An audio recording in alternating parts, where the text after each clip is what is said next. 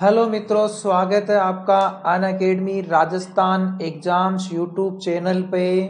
देखिए दोस्तों, जैसा कि आपको मालूम है टाइम हो चुका है आपका राजस्थान की इतिहास की जो क्लास का टाइम स्टार्ट हो चुका है। और आपको मालूम है कि ये जो क्लास है आपके लिए बहुत ही महत्वपूर्ण ये क्लास होने वाली है दोस्तों।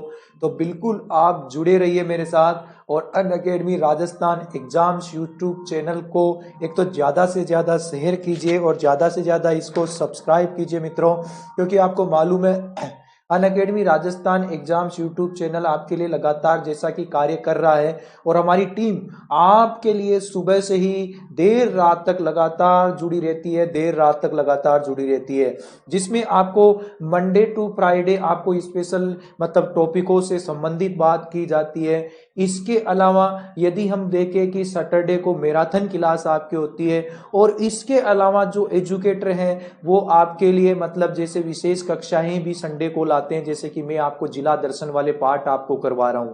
तो बिल्कुल दोस्तों, अनअकैडमी राजस्थान एग्जाम्स यूट्यूब जो टीम है वो आपके लिए बड़ा ही शानदार काम आपके लिए कर रही है। इसीलिए आप मेरे साथ जुड़कर अनअकैडमी के इस प्लेटफॉर्म के तहत तमाम सुविधाएं जो मैंने आपको ऑफलाइन कोचिंगों में जो दी थी वो आप यहाँ पे ले सकते हो दोस्तों। तो बिल्कुल पॉइंटों की बात आगे करेंगे हम यहाँ पे।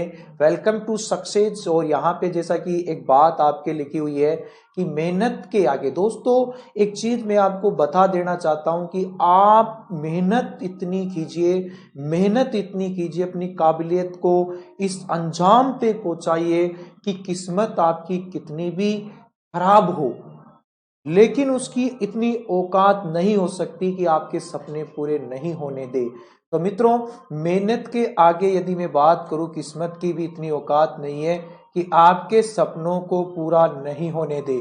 तो ये लाइन आपके जीवन में बहुत महत्वपूर्ण है कि अपनी मेहनत पे भरोसा रखिए, अपने काबिलियत पे भरोसा रखिए, अपने हौसलों को इस प्रकार की उड़ान दीजिए कि किस्मत कितनी भी बुरी हो लेकिन फिर भी आपके सपने पूरे जरूर हो मित्रों।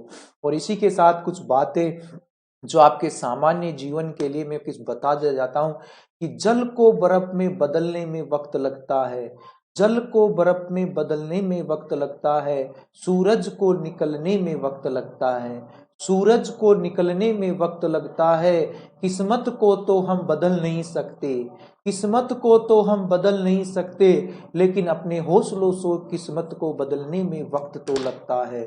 दोस्तों, जल को बर्फ में बदलने में वक्त लगता है और धीरे धीरे आप कामयाबी की उस सिटी पे जरूर पहुंचेंगे दोस्तों, यदि आपको अपने ऊपर विश्वास है। मतलब कई बार आदमी खुद के ऊपर शक करता है कि पता नहीं पास होऊंगा कि नहीं, पता नहीं क्या होगा कि नहीं, पता नहीं कैसे क्या होगा। अरे यदि जब खुद पे ही भरोसा नहीं है, खुद की काबिलियत पे शक कर रहे हो, तो दोस्तों वो जो विद्या का जो ज्ञान आपका है ना वो उल्टे पांव दौड़ पड़ेगा। इसलिए अपने ऊपर भरोसा रखिए।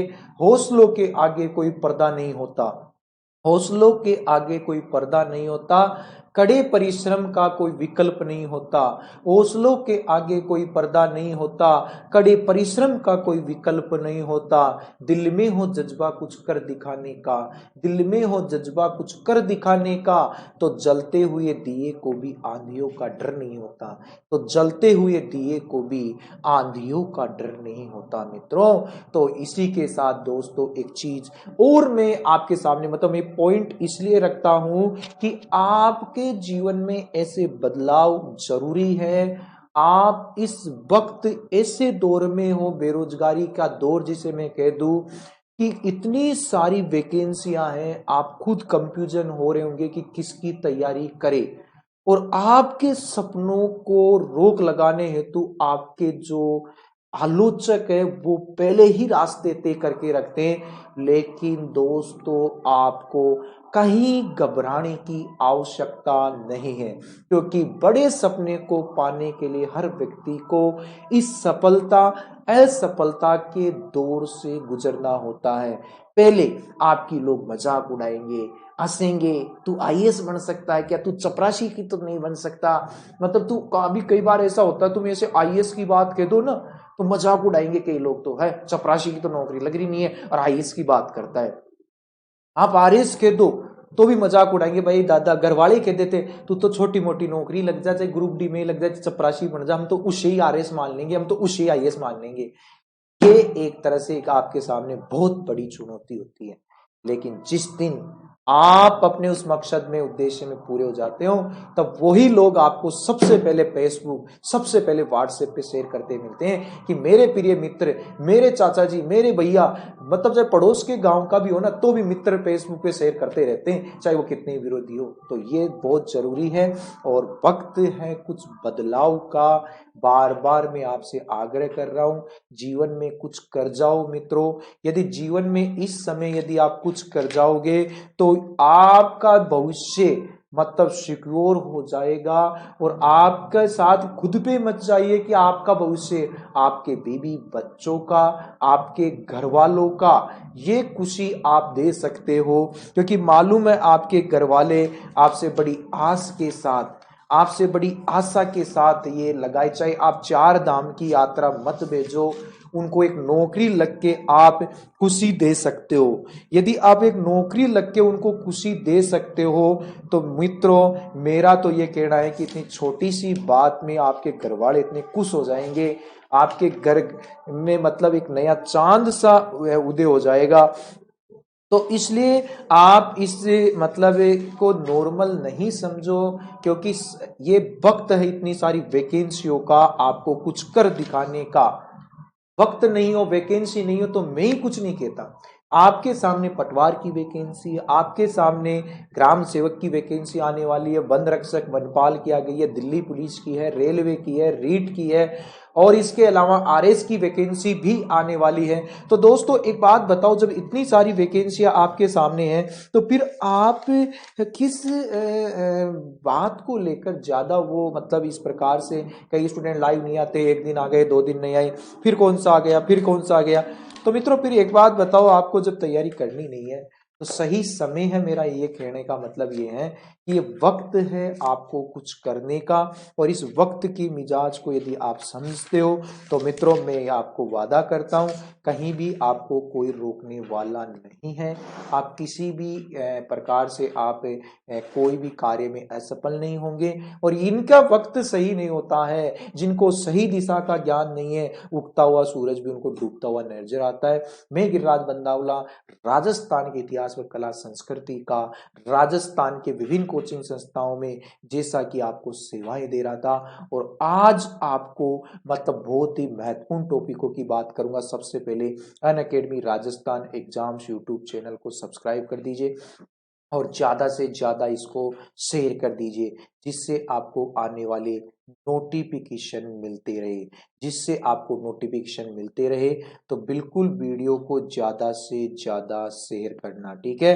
तो बिल्कुल दोस्तों, एक तो यदि रेगुलर आप मेरा टाइमिंग चाहते हो तो 11:30 से 12:30 है, कभी कभी ऊपर नीचे हो जाता है। बाकी 2 से 3 बजे तक आपको मैं राजस्थान की आरएस फाउंडेशन जो ये बेच की क्लास चल रही है वो भी मैं आपको पढ़ाता हूँ। तो आरएस के बेच में इस प्रकार से बेसिक तैयार हम करेंगे जिससे आपका पूरा सिलेबस कंप्लीट हो जाए, चाहे वो पुलिस का हो, चाहे पटवार के विद्यार्थी हो, सबके लिए कॉमन बात यहाँ पे करेंगे दोस्तों। इसके अलावा यदि आपने अनअकैडमी का प्लस सब्सक्रिप्शन अब तक नहीं लिया है तो मेरा कहना यही है कि प्लस सब्सक्रिप्शन आप जरूर ले लीजिए, क्योंकि अनअकैडमी के प्लस सब्सक्रिप्शन लेने के बाद में ही वो तमाम फायदे आपको मिलेंगे। जैसे कि मैं बात करूं, प्लस सब्सक्रिप्शन ले लेते हो तो आपको लाइव क्लासेज यहाँ पे मिल जाएगी, टेस्ट सीरीज आपको मिलेंगे, क्यूज आपको मिलेंगे, डाउट क्लियरिंग सेशंस, और जिस प्रकार का आप तैयारी करते हो उसी के अकॉर्डिंग आपका सिलेबस करवाया जाएगा। पीडीएफ आप डाउनलोड कर सकते हो, क्योंकि आपको मालूम है पीडीएफ आप डाउनलोड कर ही नहीं सकते। कहाँ से नहीं कर सकते? क्योंकि पीडीएफ डाउनलोड यदि आपने मतलब यूट्यूब पे कैसे ऑप्शन है ही नहीं, तो मतलब अनअकैडमी आपको लर्निंग ऐप डाउनलोड करना पड़ेगा। इसलिए आपको अनअकैडमी का ये लर्निंग ऐप जो ये लोगो लगा हुआ है वो आपको डाउनलोड कर लेना है।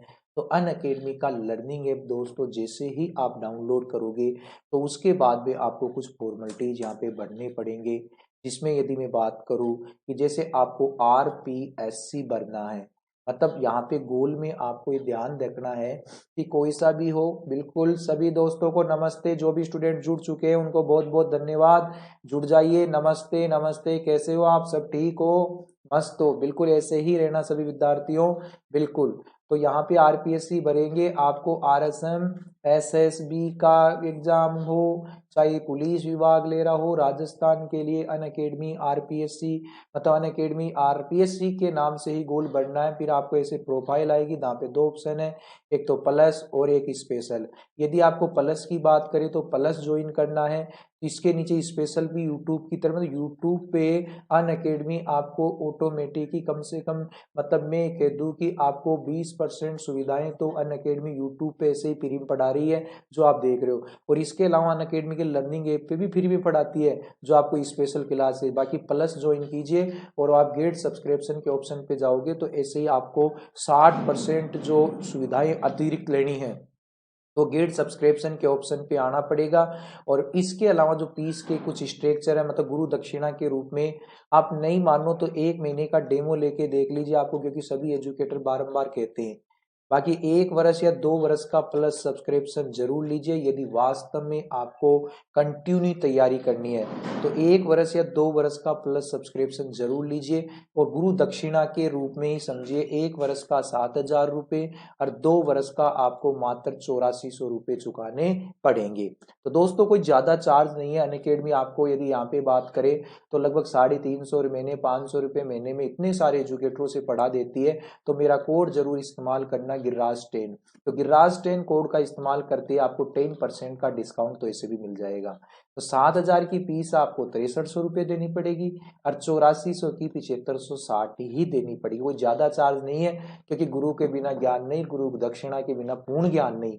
यदि पूर्ण ज्ञान लेना है तो बिल्कुल आपको ये गुरु दक्षिणा के रूप में चुकाना ही पड़ेगा। फिर एक बार यदि आप ज्वाइन कर लिए तो उसके बाद में फिर देखना आप कितने एजुकेटरों से पढ़ोगे, इतने सारे एजुकेटर आपको मिलेंगे कि वहां पे प्लस पे आपको दुनिया, मतलब मैं खुद ये देखता हूँ कि राजस्थान की टॉप मोस्ट फैकल्टी अनअकैडमी के साथ जुड़ी हुई है।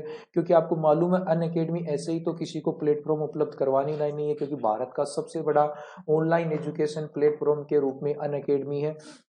तो अनअकैडमी भारत के सबसे बड़े ऑनलाइन एजुकेशन प्लेटफॉर्म के रूप में आपके सामने है। तो इसलिए अनअकैडमी आपको मालूम है कि किस प्रकार से आपके लिए कार्य करेगी। तो दोस्तों बिल्कुल अनअकैडमी के साथ आप जुड़ जाइए, बिल्कुल अनअकैडमी प्लस सब्सक्रिप्शन आप ले लीजिए, और अब तक नहीं लिए हैं तो बिल्कुल ले लीजिए, ठीक है दोस्तों। तो अब जो शुरुआत करते हैं आगे वाले पॉइंट की, और गिर्राज10 कोड का इस्तेमाल जरूर कीजिए दोस्तों।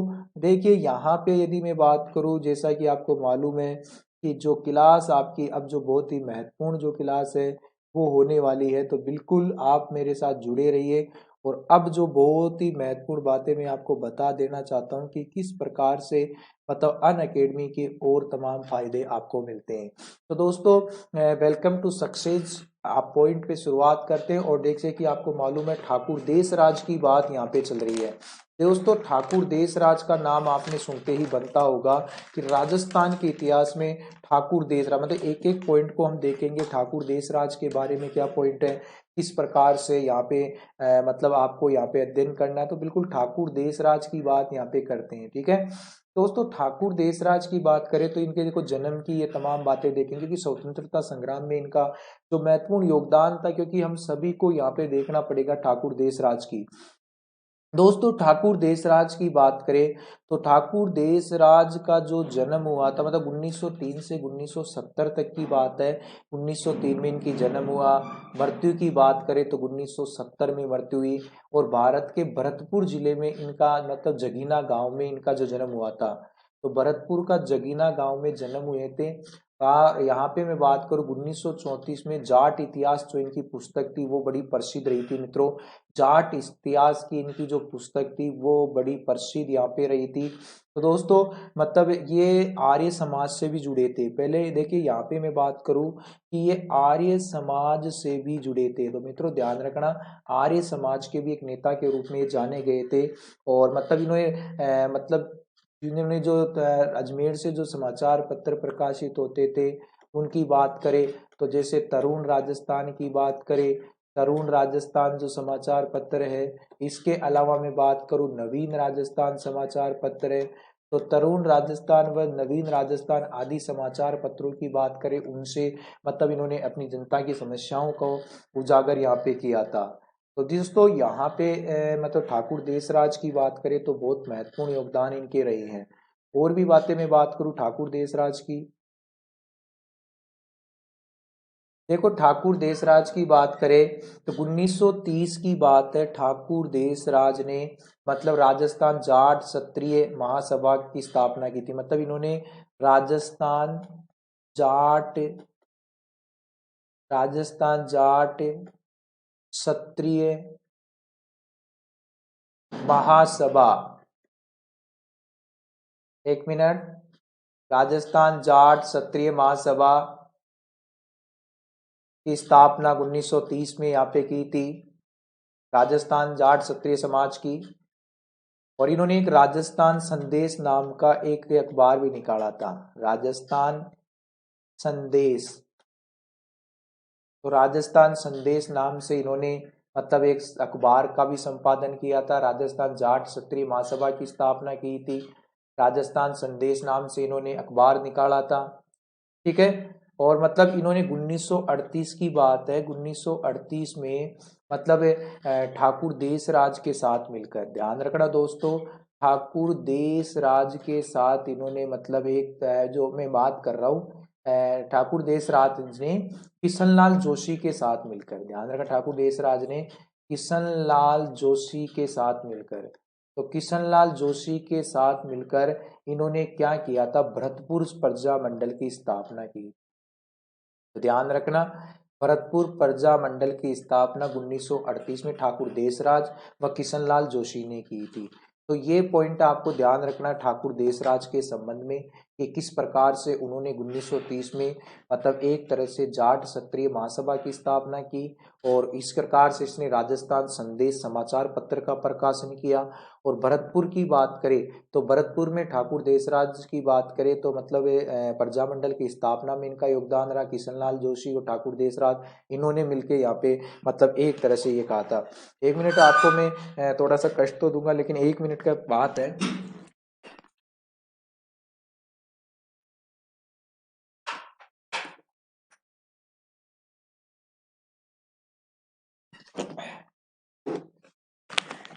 कोई बात नहीं, लैपटॉप की एक बड़ी समस्या सी हो गई थी, कोई दिक्कत नहीं है, ठीक है। चलो तो उसकी बात अपने कर लेते हैं। देखो यहाँ पे यदि मैं बात करूँ ठाकुर देशराज की, तो ये तमाम बातें आपको समझ में आई होगी कि क्या मैं ठाकुर देशराज के संबंध में कहना चाहता हूँ। अब आते हैं अगले पॉइंट के रूप में, इस महान शख्स का नाम भी आप याद रखिए। जैसे आपके सर्राफ की बात थी, एक तो लालचंद सर्राफ की बात थी, लाला खूबराम सर्राफ, और एक लाला सत्यनारायण सर्राफ, दो महत्वपूर्ण योगदान यहाँ पे रहे हैं। तो दोस्तों लाला जी के जीवन की संघर्ष की अपने देखे, लाला सत्यनारायण सर्राफ की बात करें दोस्तों, बहुत महत्वपूर्ण है यहाँ पे राजस्थान के इतिहास में। तो लाला सत्यनारायण सर्राफ ने अपना पूरा जीवन देश की आजादी के लिए व्यतीत कर दिया था, पूरा जीवन उन्होंने देश की आजादी के संघर्ष में व्यतीत किया। कांग्रेस का जब स्थापना हुई थी तब भी मतलब एक तरह से लाला सत्यनारायण सराफ सदस्य रहे थे, ठीक है। लाला सत्यनारायण सराफ के जीवन में प्रकाश डालते मालचंद मतलब यहाँ था कि 1942 की बात है कि भारत छोड़ो आंदोलन में इन्होंने भाग लिया था। तब लाला सत्यनारायण सराफ को जब गिरफ्तार कर लिया गया तो 3 वर्ष की सजा सुनाई। मतलब इन्होंने भारतीय राष्ट्रीय आंदोलन में एक तरह से इतना महत्वपूर्ण योगदान यहाँ पे दिया कि मतलब ये 1942 में भारत छोड़ो आंदोलन से भी जुड़े थे सत्यनारायण सराफ। तो दोस्तों मतलब इनको जेल में खूब सारी यातनाएं दी गई। जेल में जब यातनाएं दी गई, बीकानेर स्टेट जो ब्रिटिश सरकार के अधीन था, उनकी बातें उनको रास नहीं आई, मतलब बीकानेर स्टेट से भी मतलब उन्हें निर्वासित कर दिया गया। हालांकि फिर बाद में उन्होंने देश की आजादी के लिए जो जंग जारी रखी और स्वतंत्रता संग्राम में उन्होंने मतलब जोर शोर से शामिल हुए। जवाहरलाल नेहरू के मुख्य सहयोगी के रूप में लाला सत्यनारायण सराफ ने कार्य किया, और इसके अलावा राम मनोहर लोहिया से भी मतलब उन्होंने मिले। इनके द्वारा देखिए दोस्तों सत्यनारायण सराफ की और बातें करें, राज्य सरकार द्वारा जो प्रकाशित पुस्तक थी ग्रंथमाला में कि एक 1939 में मतलब ये जिक्र किया गया कि जो 1939 में जो आनंद भवन इलाहाबाद में देश के स्वतंत्रता संग्राम की जो तैयारी चल रही थी, और उस तैयारी में लाला सत्यनारायण सराफ ने 7 दिन तक रहे थे। तब 1947 में मतलब उनके अहम योगदानों के बारे में कहते हैं कि इस देश को एक कंधे से कंधे मिलाकर उन्होंने कार्य किया था, और समय बदला, और मतलब एक तरह से उनके योगदानों को आज भी उनकी शिक्षा, उनकी समाज सेवा, उनके योगदानों को मतलब अनुभव किया जाता है मित्रों। और 1970 में उनकी क्या हो गई थी, मृत्यु हो गई थी दोस्तों। तो मतलब ये लाला मतलब दो व्यक्तियों की बात मैं कर लेता हूं यहाँ पे। एक तो था लाला खूबराम सर्राफ, दो थे ये लाला, माफ करना, मतलब दो बातें यहाँ पे ध्यान रखना आपको। एक तो व्यक्ति विशेष की बात करें,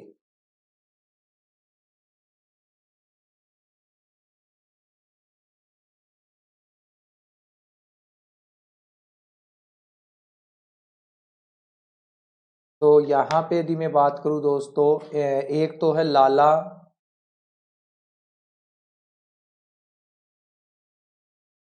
खूबराम सर्राफ,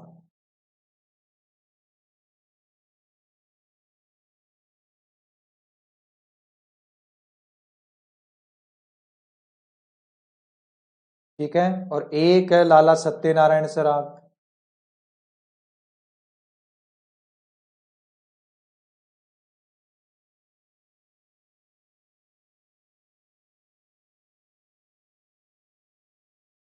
ठीक है, दो व्यक्तियों के नाम है, तो लाला खूबराम सर्राफ और लाला सत्यनारायण सर्राफ। तो खूबराम सर्राफ की बात मैंने भी की थी, 1888 में इनका जन्म हुआ था भादरा, और भादरा कहाँ पे है, हनुमानगढ़ में, ठीक है। और यहाँ पे इनका जन्म हुआ था 1904 में, और इनका भी कहाँ पे हुआ था, भादरा में, और भादरा कहाँ पे है, हनुमानगढ़ में। समझ गए। तो लाला खूबराम सर्राफ थे और एक लाला सत्यनारायण सराफ थे, दोनों का जन्म की बात करें तो यहाँ भादरा हनुमानगढ़ में इनका जन्म हुआ था। अब देखो यहाँ पे खूबराम की बात करें, इन्होंने क्या किया था, लाला खूबराम ने मतलब गोलमेज सम्मेलन में गए, गोलमेज सम्मेलन में गए, क्योंकि उस समय आपको मालूम है बीकानेर, हनुमानगढ़ जो जिला था वो बीकानेर रियासत के अंतर्गत ही था। तो हनुमानगढ़ जिला बीकानेर रियासत के अंतर्गत ही था। तो गोलमेज सम्मेलन में उसने महाराजा जो गंगा सिंह की बात थी, तो गंगा सिंह की मतलब एक तरह से जो उसके काले कारनामे, मतलब मैं कुछ भी कह दो क्या, मतलब एक तरह से गंगा सिंह की जो जनता के प्रति विरोध स्वरूप भावनाएं थी उनको वहां पे उजागर किया था। तो दोस्तों इस प्रकार से गोलमेज सम्मेलन में गंगा सिंह की वो तमाम बातों को सामने रखा। और इसके अलावा मतलब लाला खूबराम की बात कर लेता हूँ पहले, फिर इसकी लाला सत्यनारायण सराफ की बात कर लेंगे, है ना। तो लाला खूबराम ने ये तमाम बातें यहाँ पे सामने रखी। और यदि मैं यहाँ पे देखूँ लाला खूबराम के कि कर्षण पुस्तकालय की स्थापना, मतलब भादरा में, एक तो 1924 में इसने जाट सभा की स्थापना की थी लाला कुबराम ने, भादरा में मतलब जाट सभा की स्थापना की थी, जाट महासभा। तो एक तो जाट महासभा की स्थापना की थी, और एक कर्षण पुस्तकालय की स्थापना की थी। तो यहाँ पे कर्षण पुस्तकालय की स्थापना की थी भादरा में, लाला कुबराम की बात कर रहा हूं अभी तुम्हें, समझ रहे मेरी बात को। और हरिजन पाठशाला की स्थापना की थी, हरिजन पाठशाला की स्थापना की थी इसने। तो इस प्रकार से मतलब एक तरह से भादरा में लाला खूबराम सर्राफ ने 1888 में भादरा बानगढ़ में इनका जन्म हुआ। गोलमेज सम्मेलन में लंदन भाग लेने गए, गंगा सिंह की वो तमाम बातों को सामने रखा जो जनता के विरोधी थी। भादरा में जाट महासभा की स्थापना की, 1924 में कर्षण पुस्तकालय की स्थापना की, और हरिजन पाठशाला की स्थापना इन्होंने की थी मित्रों।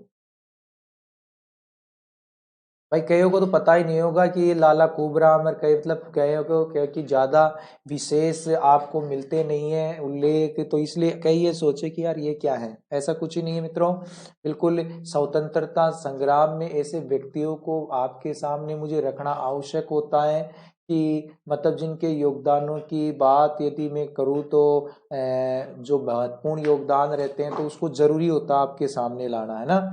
और मतलब 1942 में मैंने अभी बताया था कि भारत छोड़ो आंदोलन में भी लिया। इस प्रकार से मतलब लाला खूबराम का भी योगदान बहुत ही निराला था।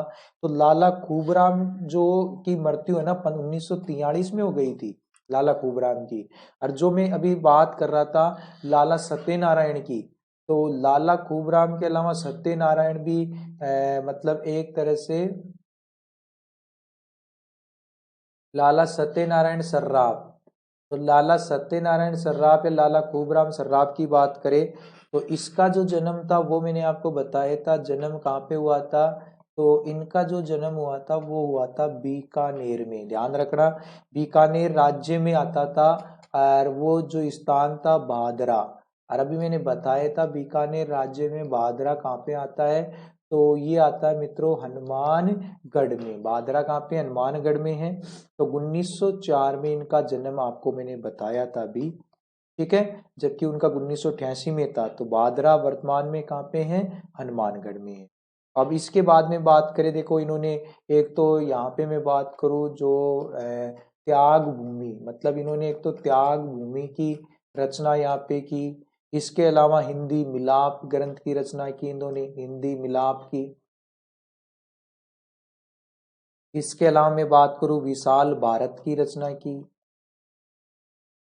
तो विशाल भारत मतलब ये दो तीन रचनाएं आपको ध्यान रखना है जिससे जनता की परेशानियों से इन्होंने अवगत कराया। तो त्याग भूमि, हिंदी मिलाप और विशाल भारत आदि की रचना की थी इन्होंने, ठीक है। और इसके अलावा यदि मैं बात करूं मतलब लाला खूबराम ने 1939 की बात है, इन्होंने पंडित नेहरू के साथ all India state people's conference में, मतलब India all India state people's conference में मतलब एक तरह से प्रतिनिधित्व नियुक्त किया गया। फिर 1970 में इनकी मृत्यु हो गई थी। तो ये कुछ योगदान विशेष थे मतलब लाला खूबराम के, लाला सत्यनारायण राव के, ठीक है। तो इस महान व्यक्ति की बात करते हैं अगले। और ये जो आपको स्क्रीन बोर्ड पे दिखाई दे रहा है मित्रों, तो बताइए बहुत बड़ा योगदान इनका अपने आप में है। तो इन बड़े योगदानों को आपको याद करना है कि है, ठीक है। तो बड़ा योगदान आपको ध्यान में रखना है कि कौन सा योगदान मतलब किस विशेष रूप से यहाँ पे यदि मैं बात करूँ तो दोस्तों आपको यहाँ पे ध्यान रखना है कि क्या आपके, ठीक है। तो दोस्तों नाम आपको उस महान शख्स का ऐसे तो नाम आपको मालूम होगा, लेकिन फिर भी मैं बता देता हूँ इस महान शख्स का नाम क्या है, विजयदान देथा। दोस्तों विजयदान देथा का नाम आपने सुना होगा। बड़े सम्मान के साथ राजस्थान में इनका नाम जो लिया जाता है, तो विजयदान देथा की बात आज अपने करेंगे दोस्तों।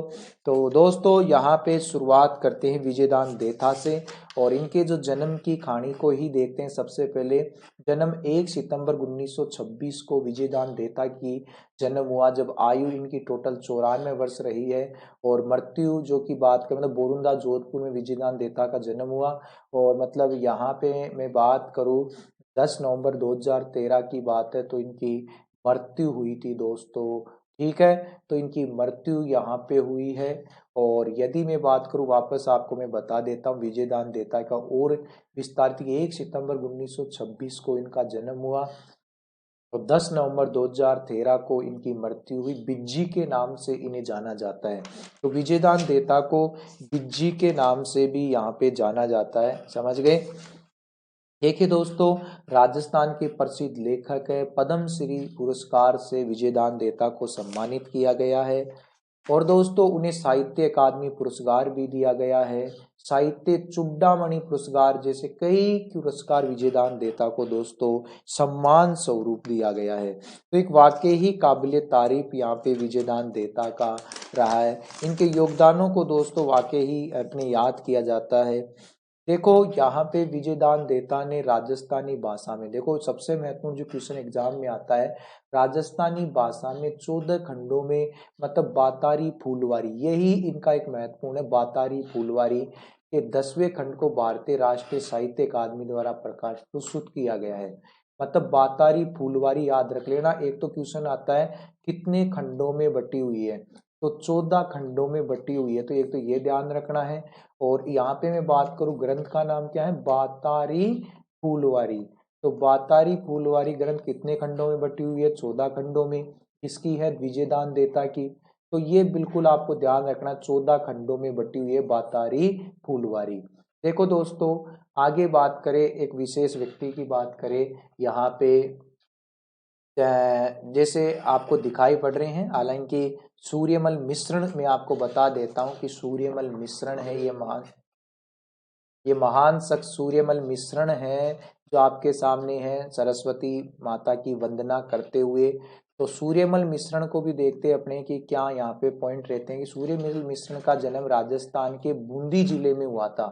तो बूंदी जिले में हुआ था, 1815 की बात है, सूर्यमल मिश्रण का जन्म हुआ था। और सूर्यमल मिश्रण भी कहते हैं, कई इसे मिशन भी कहते हैं, समझ गए। तो बूंदी के हाड़ा रासक महारावल राम सिंह के दरबारी ये कवि थे, ठीक है। और सबसे महत्वपूर्ण एग्जाम में कई बार इनको पूछा जाता है वंश भास्कर। आपको मालूम है वंश भास्कर के नाम से ही आपको कई बार क्वेश्चन आए हुए हैं, जिसे मतलब पिंगल काव्य कृति की रचना की थी, क्योंकि बूंदी था, क्योंकि पूर्वी राजस्थान की जो साहित्यिक भाषा थी, जैसे राजस्थान की बात करें तो राजस्थान की साहित्यिक भाषाओं की बात करें तो इधर पूर्वी की बात करें तो पूर्वी में तो कौन सा होता है, पिंगल भाषा में होता है। और पश्चिम की बात करें तो वो डिंगल भाषा में था। तो आपको मालूम है बूंदी कहाँ पे है, तो बूंदी पूर्वी भाग में, इसलिए पिंगल भाषा के काव्य ग्रंथ है। बूंदी राज्य के इतिहास के साथ साथ उन्होंने भारत के इतिहास की भी बात की और इसके अलावा मराठा विरोधी भावनाओं का उल्लेख किया, ठीक है। तो मतलब ये एक तरह से भारतीय संस्कृति में मतलब इन्होंने उजागर किया और एक बहुत महत्वपूर्ण योगदान इनका यहाँ पे रहा है मित्रों। तो बिल्कुल आशा करता हूँ आपको ये बात आपके समझ में आई होगी, ठीक है। तो दोस्तों आगे की बात करें, वंश भास्कर के लेखक सूर्यमल मिश्रण, वो तमाम बातें मैं आपको बता देता हूँ कि इनका जन्म 1872 में हुआ, बूंदी जिले में हुआ था। इनका पिता चंडीदान था और पत्नी की बात करें मतलब 6 पत्नियां थी भैया, ये आपको ध्यान रखना कि सूर्यमल मिश्रण के 6 पत्नियां थी। अब आप सोचोगे 6 पत्नियां थी, भैया थी जो तो थी, मैं क्या करूं, 6 पत्नियां थी, हो जाती है 6 भी हो जाती है, तो भैया है जो तो है, ठीक है। तो 6 पत्नियां इनके रही है, जिनका नाम डोला था, एक तो सुरक्षा था, विजया था, यशा था, पुष्पा था, गोविंदा था। तो ये नाम इनकी पत्नियों की है। अब मुख्य रचनाओं की बात कर लेते हैं। एक तो वंश भास्कर जो इनकी क्या थी, सबसे प्रसिद्ध करती थी, वंश भास्कर सूर्यमल मिश्रण की। एक वीर सतसही, ये भी प्रसिद्ध है। बलवंत विलास, ये भी प्रसिद्ध करती रही इनकी बलवंत विलास। छंदमयूख, ये भी प्रसिद्ध करती रही है। दोस्तों यहाँ पे आपको एक एक पॉइंट को यहाँ पे उजागर करना है और सब पॉइंटों पे आपको बारीकी से अध्ययन चलते हुए, मतलब राजस्थान के प्रमुख जो व्यक्तियों की जो कहानी मैं आपको बता रहा हूँ वो आपको अध्ययन करना है। तो मित्रों आप मेरी बात को यहाँ पे समझे होंगे जो बात मैं बता रहा हूँ। अब देखिए 2-3 पॉइंटों पे और जाते हैं। सभी को नमस्ते, बिल्कुल कैसे हो आप, मस्त हो, बिल्कुल ऐसे ही मस्त रहिए मित्रों। जो जो स्टूडेंट जुड़ चुके हैं नमस्ते एक बार सभी को। और मैं चाहता हूं कि आप बिल्कुल कमेंट्स करते रहना, मैं देख रहा हूं, आपको टेंशन लेने की आवश्यकता नहीं है। और दोस्तों Unacademy Rajasthan exams YouTube channel के तहत मैं राजस्थान की वो तमाम गाथाएं मैं आपको यहाँ पे करवाने वाला हूं, तो इसलिए बिल्कुल आप मेरे साथ जुड़े रहना और वो तमाम बातें मैं आपको बताते रहूंगा, ठीक है दोस्तों। तो जैसा कि ये जो क्लास है आपके लिए बहुत महत्वपूर्ण क्लास यहाँ पे होने वाली है और एक एक पॉइंट्स का हम बारीकी से अध्ययन यहाँ पे करने वाले हैं। तो चलते हैं, शुरुआत करते हैं आगे वाले कुछ पॉइंटों की।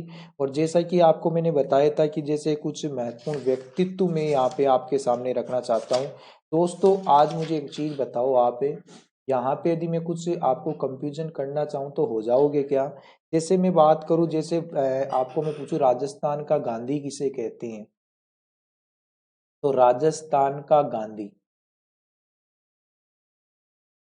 राजस्थान का गांधी, ये कई बार कंफ्यूजन हो जाते हैं स्टूडेंट। तो 2-3 पॉइंट बताता हूं मैं कि राजस्थान के गांधी वागड़ का गांधी,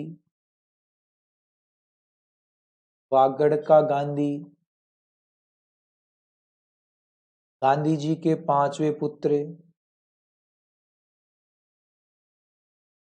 गांधी जी के पांचवें पुत्र। इसके अलावा मैं बात करूं आपके राजस्थान का जतीन दास,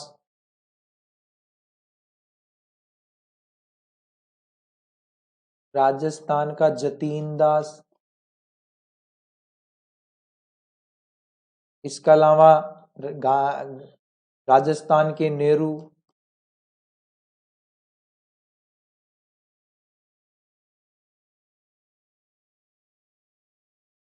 इसके अलावा मैं बात करूं राजस्थान के लौह पुरुष,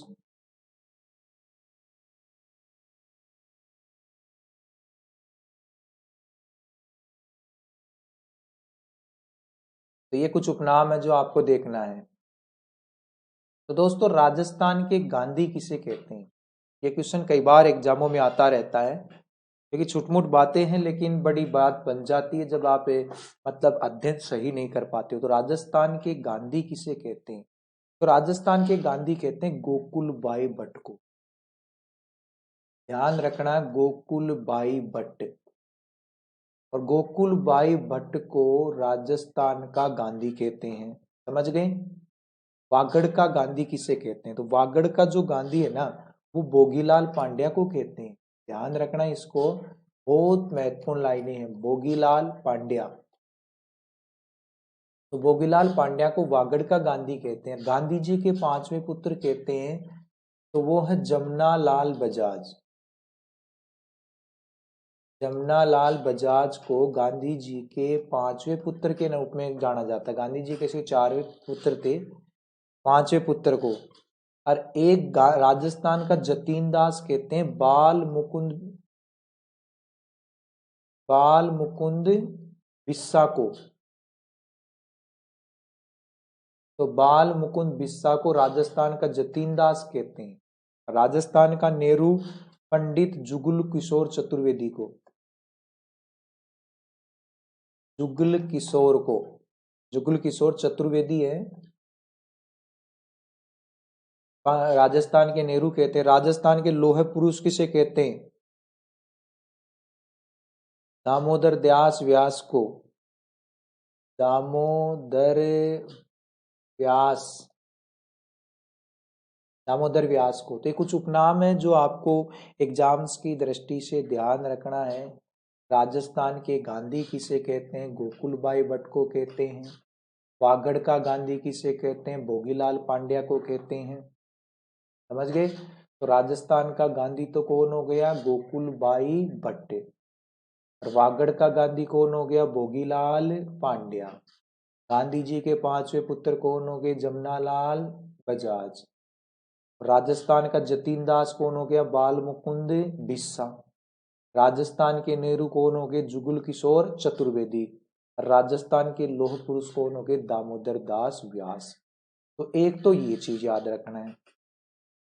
इसके अलावा दोस्तों यदि मैं और पॉइंटों की बात करें कि राजस्थान के नरसिंह किसे कहते हैं, एक तो है राजस्थान के नरसिंह। तो दोस्तों राजस्थान के मतलब आपसे एक तो पूछे नरसिंह, मैं कुछ पॉइंट्स आपको मैं बताता हूँ। राजस्थान के नरसिंह किसे कहते हैं, तो भक्त कवि दुर्लभ को ये कहते हैं, भक्त कवि दुर्लभ राजस्थान के नरसिंह कहलाते हैं। इसके अलावा राजस्थान का मामा, राजस्थान के मामा किसे कहते हैं, राजस्थान के मामा कहते हैं बालेश्वर दयाल को। बालेश्वर दयाल को राजस्थान का मामा कहते हैं। अच्छा, आदिवासियों का मसीहा किसे कहते हैं, आदिवासियों का मसीहा। तो दूसरों आदिवासियों का मसीहा कहते हैं मोतीलाल तेजावत को। तो यहाँ पे ध्यान रखना है, मोतीलाल तेजावत को आदिवासियों का मसीहा कहते हैं, किसान आंदोलनों का जनक। यदि आपसे पूछे किसान आंदोलन का जनक, तो वो होता है विजय सिंह फतीक को कहते हैं। विजय सिंह फतीक, विजय सिंह फतीक को कहते हैं किसान आंदोलनों का जनक। तो दोस्तों ये बात आप ध्यान रखने, राजस्थान का नरसिंह जो कहते हैं वो भक्त कवि दुर्लभ को कहते हैं, राजस्थान के मामा बालेश्वर दयाल को कहते हैं, आदिवासियों का मसीहा मोतीलाल तेजावत को कहते हैं, और किसान आंदोलन का जो जनक होता है वो कहते हैं विजय सिंह फतीक को। देखिए दोस्तों और बातें मैं करता हूं, ठीक है। ये से मैं बात करूं आधुनिक राजस्थान का निर्माता, किसान आंदोलन के जनक हो गए। आधुनिक राजस्थान के निर्माता किसे कहते हैं? आधुनिक राजस्थान के निर्माता,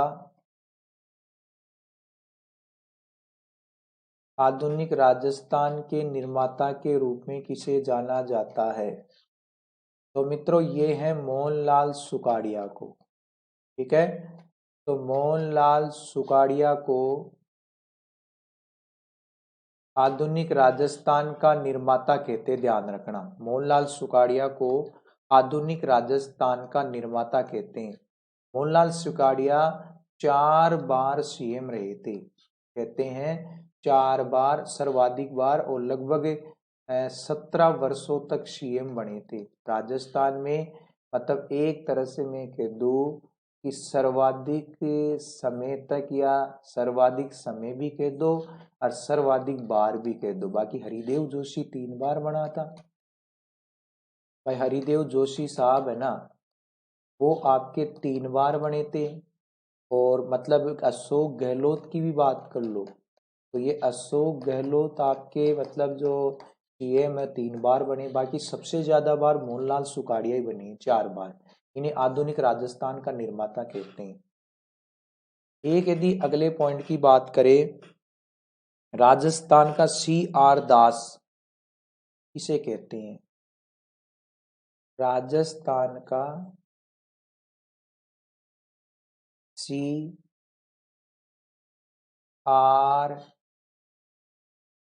दास, तो राजस्थान का CR दास किसे कहते हैं? तो मुकुट बिहारी भार्गव को कहते हैं। तो राजस्थान का CR दास किसे कहते हैं दोस्तों? मुकुट बिहारी भार्गव को कहते हैं, ये ध्यान रखना आप। एक जो आपके मैं बात करूं दा साहब, भाई एक उपनाम है दा साहब, ये किसे कहते हैं?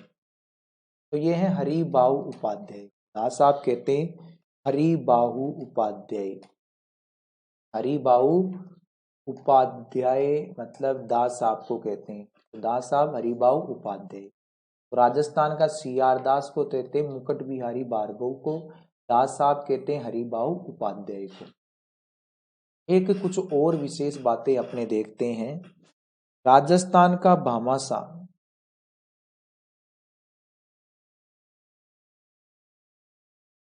राजस्थान का भामाशाह, तो राजस्थान का भामाशाह किसे कहते हैं?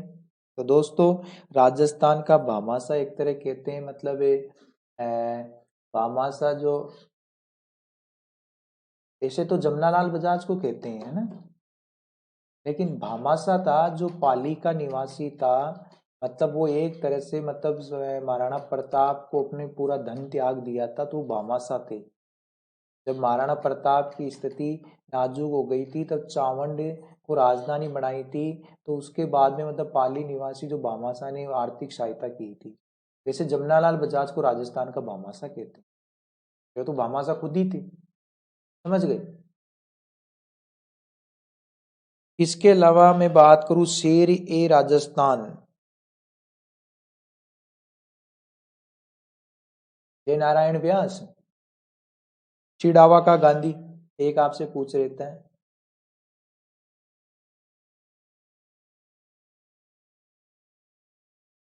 वैसे शेर ए राजस्थान के रूप में मतलब जो आपके मैं बात करूं रूप मुनि महाराज को भी कहते हैं। चिड़ावा का गांधी मास्टर प्यारेलाल गुप्ता, मास्टर